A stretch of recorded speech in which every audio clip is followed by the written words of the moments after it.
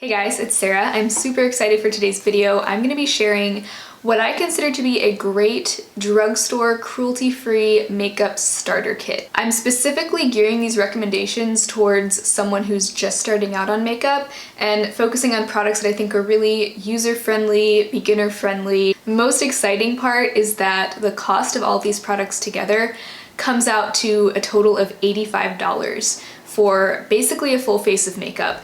All of these are from, I think, pretty accessible brands, at least in the US. You can probably find most of these at your local drugstore, Walmart, Target. There's only one that you might have to order online. If maybe you're just getting into makeup, or maybe you have a high schooler who's wanting to start experimenting with makeup products, I think all of these are a great place to start. They're really high quality without being expensive, so if you're just wanting to experiment and try new things and you're not really sure what kind of makeup you like yet, you don't really have to risk breaking the bank for any of these products. So let's just get started with foundation. If you've been watching my channel, you can predict this one already. I wish I had something else to recommend because the rumors have been going around again that this is being discontinued. As of right now, it's still available on a lot of different websites, and I've seen it in a lot of different stores recently, so I'm gonna still consider this one a valid recommendation, but it's the Physicians Formula Healthy Foundation. I wear the shade LN4. I also used to wear the shade LN3. Both have worked for me. It's got medium coverage, so it's not gonna look like heavy, thick makeup on your skin. I feel like it's really appropriate for school, for work. It just gives a really natural finish. I know people with oily skin love this foundation. I have more dry skin this time of year. It works great for me. So I just think this is the foundation that's going to work for the most people, and it's just really easy to pull off. Also, I've found the best way to apply it is just with your fingers, so you don't even need a brush or any kind of tools to apply it. I feel like it looks the best and the most natural when I just rub it in with my fingers. So super easy, great beginner option for foundation. And this is the most expensive product on the list here. The price differs depending on where you're buying it, but in my calculations I said the price was $12 because that's how much it is at Walmart and I think Target. Other places it might be closer to $15, but personally I don't recommend ever buying any makeup full price. You can almost always use some sort of coupon or deal depending on where you're shopping. Cannot recommend that one highly enough. I really hope they're not discontinuing it. The concealer I'm gonna recommend is the one product that you might need to order online, but it's truly the best concealer that I have tried. And it's only $5. It's from Jordana. Jordana used to be sold at Walgreens, and some people have told me that their Walgreens still carries it. So definitely check Walgreens if you have one nearby first. A lot of times it'll be on kind of like an end cap or in like a small display, not with the rest of the makeup, so you might need to kind of dig around to find it.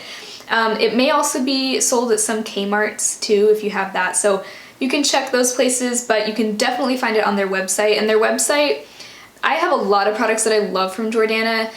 They have so many hidden gems, so that's why I decided to include this one, even though it might not be one you can find in a store, just because it's such an affordable brand, and I do think they're worth checking out if you don't mind placing an order online. But this is their Take Cover Concealer. They say it's a full coverage concealer. I disagree, but I'm totally fine with that. It definitely does have good coverage. I'm wearing it on my under eyes today, but the thing that I really love about this is that it just has such a natural finish, and it just blends right into my skin. So it almost looks like I'm not even wearing concealer, yet it still does provide a good amount of coverage. I've raved about this one so many times too. I wear the shade Porcelain, and this actually has a pretty good shade range as well. I think it comes in 18 shades, and to me it looks like a good spread of light to deep shades. Every time I wear this concealer, I'm just so impressed. I feel like it's similar to this foundation in just the way that it meshes with my skin. It just blends in so quickly, it's so easy to wear, so very beginner friendly again.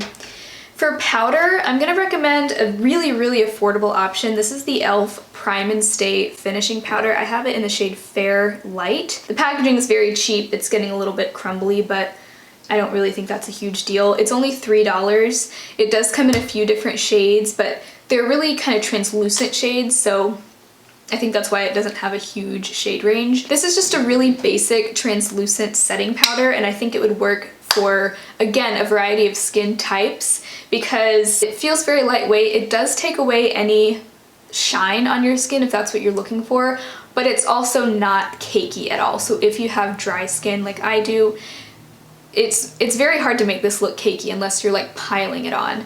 And that is an issue that I've had with a lot of more expensive drugstore powders. So I just think this is one that you can't really go wrong with, regardless of your skin type, and it's so inexpensive. I decided not to include face primer or setting spray on this list because I genuinely don't think that either of those are 100% necessary to have in your like starter kit. Those aren't even things that I wear every day, and I don't think you need them if you already have good base products that you're working with. So that's why I left those off, just to keep the cost down, and also because you just really don't need them. And everyone's so particular, like there's so many different skin types out there that it's hard to recommend one primer and one setting spray that's gonna work for everyone. So moving on to some other face products. For basically all of your cheek products, I'm just gonna recommend one thing, and the one that I'm recommending is the e.l.f. Natural Glow Face Palette. I've gotten so much use out of this over the couple of years that I've had it. I've already completely used up the highlight.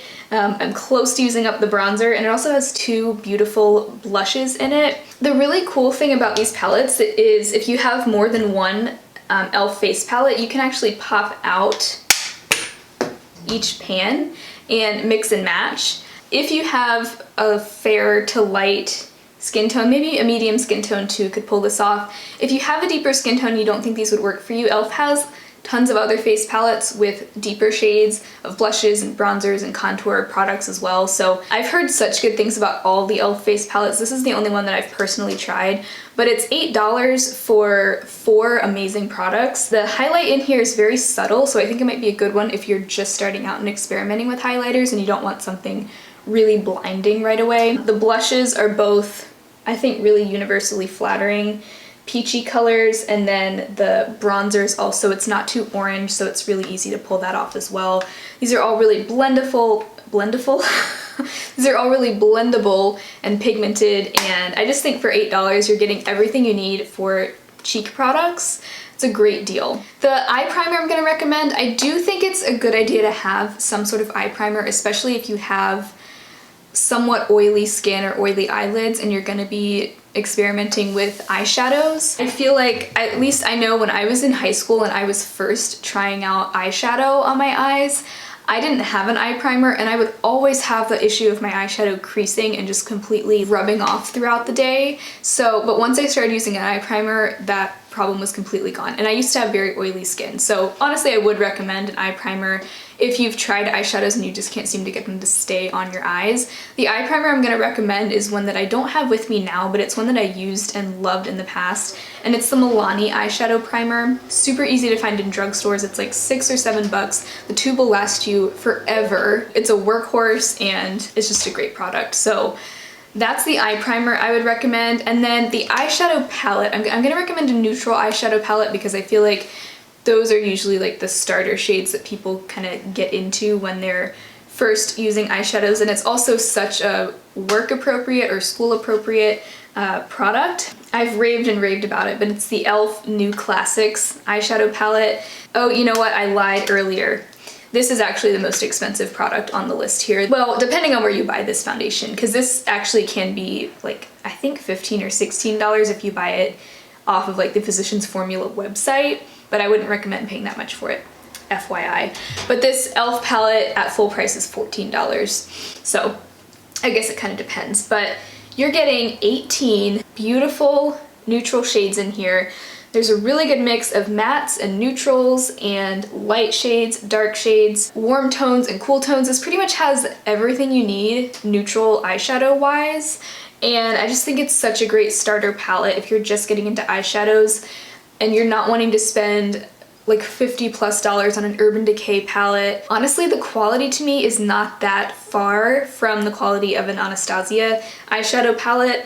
If anything, I might even like it more because there's not quite as much fallout with these shadows. So just such a user-friendly palette, and I think if you are just building up your eyeshadow collection, your makeup collection, you just can't go wrong with this one. The eyeliner I'm gonna recommend, I also don't have on hand right now, but it's a black liquid liner. This is optional. I honestly don't wear eyeliner every day, but if you're wanting to play around with liquid liner, I recommend the Physicians Formula Eye Booster eyeliner pen. It comes in a few shades, but if you want a true black, get the Ultra Black. That one is actually an opaque black. I've heard that the other black one that's not called Ultra Black is a little bit like grayish and not quite as opaque. So I would recommend the Ultra Black if you're gonna try that one. But that is such a good liquid eyeliner. I feel like those pen style liners are just the easiest to work with. And that one actually has a brush tip as opposed to a felt tip, so it's very smooth to apply. Yeah, it's the best liquid eyeliner that I've tried. The NYX Epic Ink is also good, but it does start to bleed and get like really too juicy after a while, so I don't know that I would recommend that one. I like the Physicians Formula one slightly better. For mascara, I chose one, I have a few favorites, but I chose the one that I think is easiest to find. You can find this one anywhere. This is the Covergirl LashBlast Volume Mascara. Covergirl did go cruelty-free back in 2018, so they are a cruelty-free brand now. They used to not be. They have a ton of mascaras. I feel like this brand is known for their mascaras. I've tried a few of them, and so far this is my favorite. I feel like it does have a rubber bristle brush, but unlike some other rubber bristle brush mascaras that I've tried, this one is very easy to work with without making a mess all over your eyelid. I love also the Flower Beauty Lash Warrior mascara, but that one has a really big brush. And especially if you're new to mascaras, it's very easy to just get like little dots of mascara all over the place when you use it. This one I don't have that problem with, so this one I feel like is the most beginner friendly mascara I've tried. And I actually tried wearing this on one eye with my Flower Lash Warrior on the other eye to see if there was much of a difference, and honestly they looked the same as far as length. The Lash Warrior might have been a little bit more volumizing, but honestly it was a very subtle difference. And this one is a little bit cheaper than the Lash Warrior. Really good option. There's a reason why so many people love this mascara. I feel like it would work for a lot of people. For brows, I'm also going to recommend a brow pencil because I feel like brow pencils are much easier to use than a brow pomade, which is actually what I use nowadays.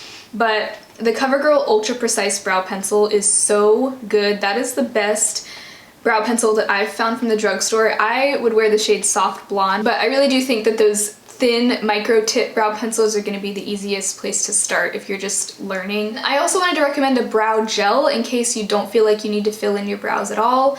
Or I also like to use this as a finishing step after I've already filled in my brows. But it's the e.l.f. Wow Brow. This is only $4. It is a tinted brow gel, and I have the shade Taupe. I feel like the tint is not so dark that it's gonna make a mess all around your eyebrows. I feel like sometimes the really pigmented tinted brow gels can just get really messy really fast, and that's not what you want, especially if you're just starting out with makeup. So this one is really foolproof, I think, and it's tinted without being too dark or too saturated with that pigment. Whether you want to just use this on your brows or if you're using it as a finishing step after you've already filled in your brows with something else, I think it's a really great product and it's so cheap. And e.l.f. has 50% off sales on their website pretty regularly, so if you wait for one of those sales, you can get all these things for even cheaper. I decided not to include lip liner on this list also just because, again, I just don't feel like it's a necessity. I have a couple of lipsticks I wanted to mention. The e.l.f. matte lip colors. These are like a jumbo